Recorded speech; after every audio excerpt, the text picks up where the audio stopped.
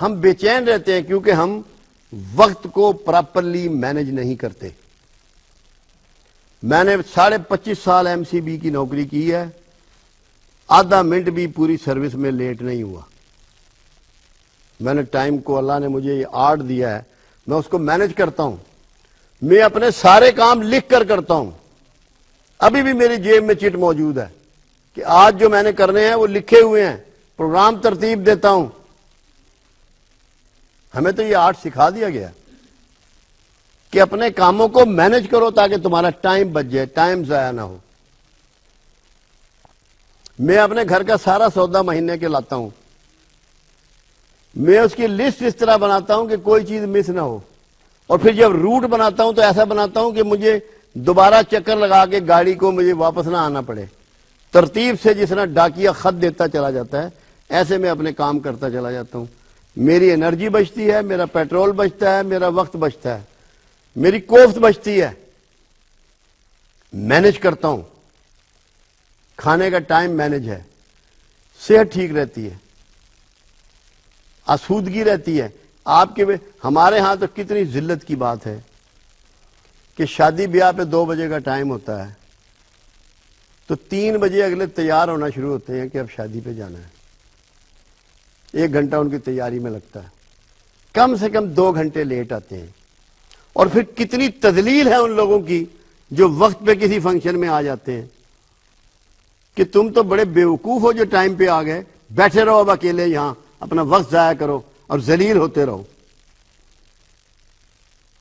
میرا انڈیا جانے کا اتفاق ہوا 2012 میں, 2-3 شادیوں میں جانا کا اتفاق ہوا. میں حیران رہ گیا, میری عقل حیران رہ گئی کہ انہوں نے کھانے کا ٹائم 1 بجے کا لکھا ہوا تھا.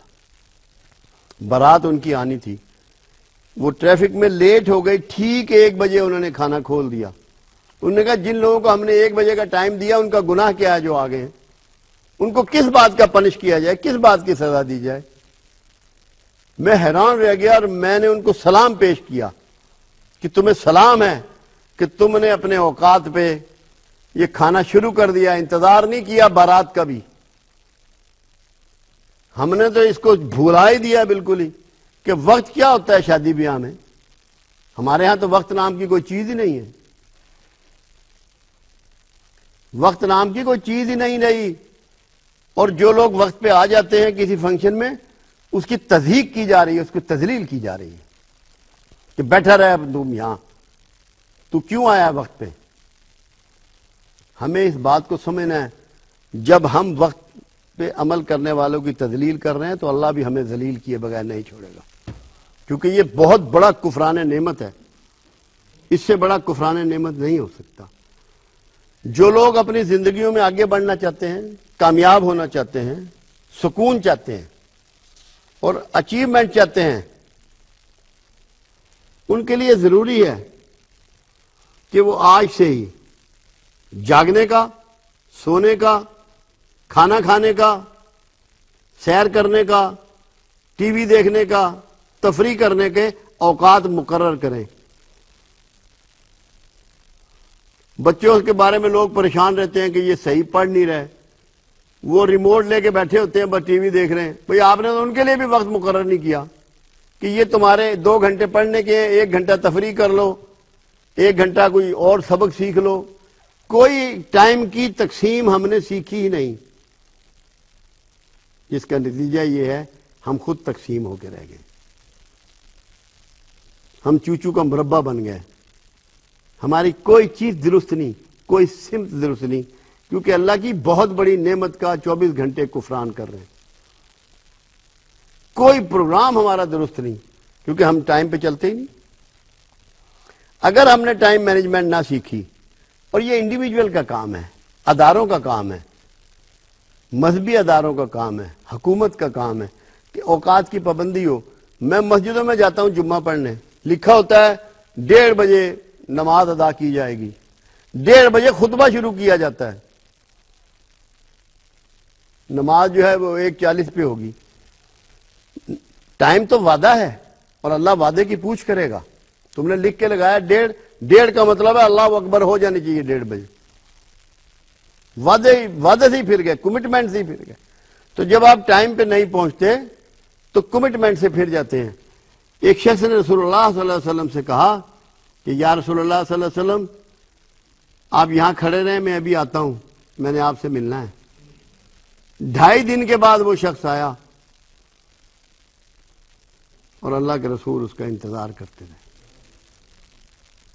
تو کمٹمنٹ، ٹائم کے ساتھ جب آپ کمیٹڈ ہو جائیں گے، اس کا مطلب ہے جو اس کا خالق ہے اس کے ساتھ کمیٹڈ ہو جائیں گے. ٹائم کو فالو کرنے کا مطلب ہوتا ہے اللہ تعالیٰ کی فرما برداری، اور جو ٹائم کو ضائع کرتا ہے وہ اللہ کا نافرمان ہے، اللہ اس کو ضائع کر دیتا ہے. آج آپ دیکھ لیں قوموں کی زندگی میں آپ کس کیٹیگری پہ ہیں، کس جگہ آپ کہاں سٹینڈ کرتے ہیں، آپ کی ویلیو کیا ہے انٹرنیشنلی. اور جو قومیں آگے ہیں انہوں نے کون سے تیر مارے ہیں، انہوں نے ٹائم کی قدر کی ہے، ایک ایک لمحے کی قدر کی ہے، ایک ایک لمحے کو پراپرلی استعمال کیا ہے، انرجی سمجھتے ہوئے، اس کو مہلت سمجھتے ہوئے، قوت سمجھتے ہوئے، انسٹرومنٹ سمجھتے ہوئے. ہم کہاں کھڑے ہیں؟ اگر ہم نے اپنی روزمرہ کی زندگی میں شیڈول نہ کیا ٹائم کو، تو ہماری پریشانیاں اور ہماری ذلت بڑھتی ہی چلے جائے گی. کوشش کریں ایک لمحہ آپ کا ضائع نہ ہو. تفریح انسان کا حق ہے، اس کے مسکولر سسٹم کے لیے، اعصابی نظام کے لیے، ذہنی سکون و آرام کے لیے، نیند کے لیے، کل بہتر کارکردگی کے لیے. تفریح انسان کے لیے اللہ نے ڈیزائن کی ہے، اس کے لیے بھی وقت مقرر کریں.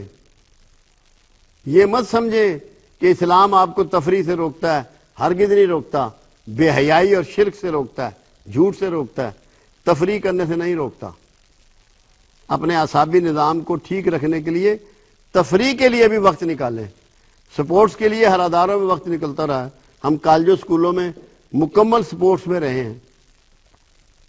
اب تو ہمیں یہاں کوئی میدان ایسا نظر نہیں آتا ہے جہاں کوئی گیم ہو رہی ہو. تو وقت کو ایک بہت بڑی قوت سمجھتے ہوئے استعمال کریں. اور اللہ نے یہ مہلت آپ کو دے کے آپ کو ٹیسٹ میں بھی ڈال دیا ہے، اور یہ یوٹیلائزیشن بھی ہے، اور اس سے پتہ لگے گا کہ آپ اللہ کے شکر گزار بندے ہیں یا کفران کرنے والے ہیں.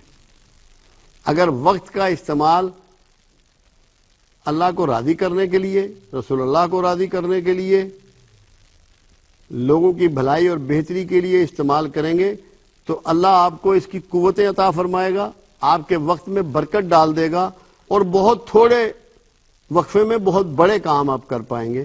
مگر ان لمحات کو استعمال کرنے کا گر اور آرٹ سیکھیں.